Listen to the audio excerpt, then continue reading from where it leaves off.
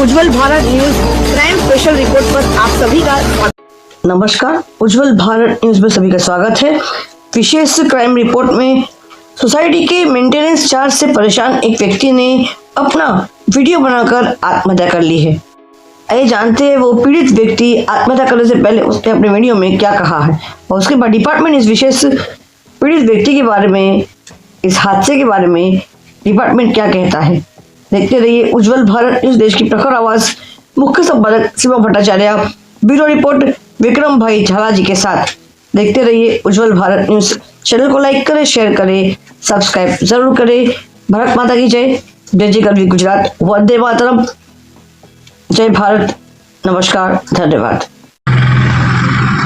હવે એનાથી હું કંટાળી અને સુસાઇડ કરવા જઈ રહ્યો છું, એટલે તમારે પોલીસને નિવેદન છે કે મારા પછી ગયા પછી આ બેન સખ્તમાં સખ્ત કાર્યવાહી કરો।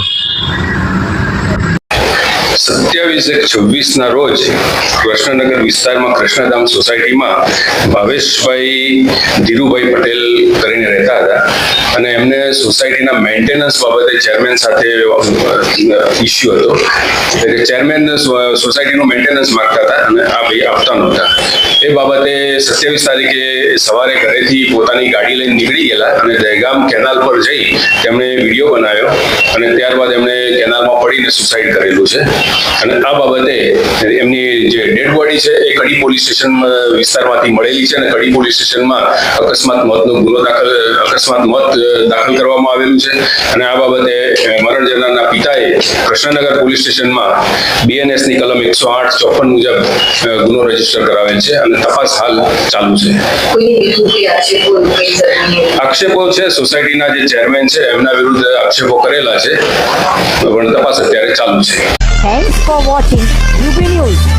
Like and comment and don't forget to subscribe for latest updates. Subscribe our channel.